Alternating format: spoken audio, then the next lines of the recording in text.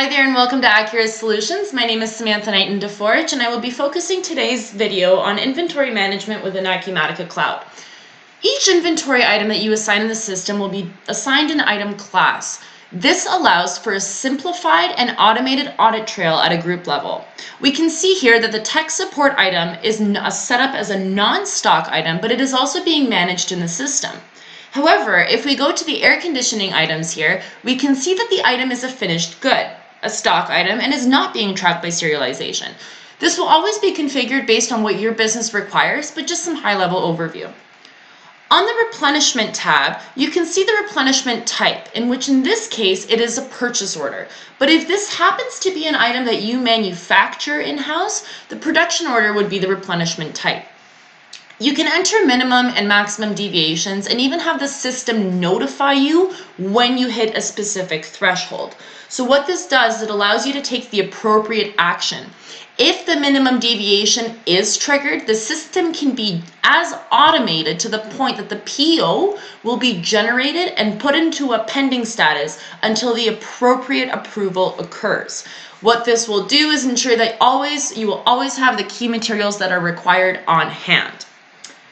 If we navigate to the inventory module, I'm just going to go and show you guys some stuff with regards to counting. When I go to the physical inventory review, you can see that I've created a count here that's just currently sitting in progress. When I drill down into the details, I can see that the status is currently in progress and that the freeze date starts as of today. It is July 19th.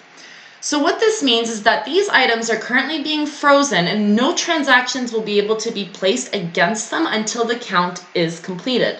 This will always ensure that your count is always up to date. And what I'm going to try to do is I'm going to try to get this Acer laptop and I'm going to try to allocate it to an order and let's see what happens. So I'll navigate into the sales orders. I'm going to go ahead and create a sales order. I'll just specify any customer here. Great. And what I'm going to do is I'm going to start typing the name of that laptop. Oh, and there it is. I'm going to save the sales order in the system currently because I still want to make some changes to it, but I'm going to enter a quantity of 15. I'm going to save it again. And this quick process feature here, this is new in 2019 in R1 as well. This quick process button, all it will do is create all the required transactions immediately. So in this particular case, a shipment and an invoice while closing everything out as well. But for this particular demo, I will not show that, but I'm going to go ahead and just simply create the shipment. So I will create the shipment, and now let's drill down to the shipment and try to actually ship this item. When I go to try to confirm the shipment, the system is going to throw me an error, and you can see this red box here. Physical count in progress for this particular item. So the system will actually not let you ship your items out until your account is completed. Of course, this could be something that gets overridden, but just something great to consider when you want some accurate inventory items. Now, what I'm going to do is I'm actually going to drill down into the actual stock item because I really want to show you some of the different features and parameters and fields that you can assign to a specific inventory item. So what we can see here is the item inventory code, a quick description of the item, and just some high-level overview settings. You know, things like whether it's being tracked by bin locations, which in this case, this one it is, what's the default warehouse, what is the valuation method, whether or not this inventory item is being tracked serialized or batch. But you can also see the units of measure. This happens to be very handy when it comes to raw material manufacturing. Trust me, that was probably one of the most complicated but fun implementations I've ever done. Milkshake powder and a ton of other mixed ingredient items. But anyways, we can see here many different types of variables, including a pricing tab, which if we drill down into the price and cost information, we can see any sort of the price class that's assigned, the minimum markup percentage, the MSRP, the average cost, and all those sort of pricing details that we may need to see day to day. When we navigate to the warehouse details, it shows you all your warehouses, and there is no limitation on the number or quantity of warehouses you'd like to track.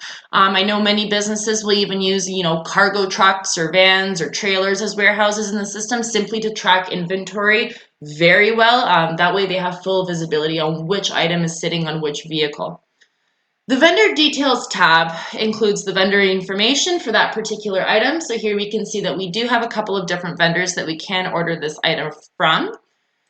The attributes tab is able to specify unique characteristics of an item. In this particular case, the color, the pixel size, the wide angle, all of this is being tracked, as well as you can attach images.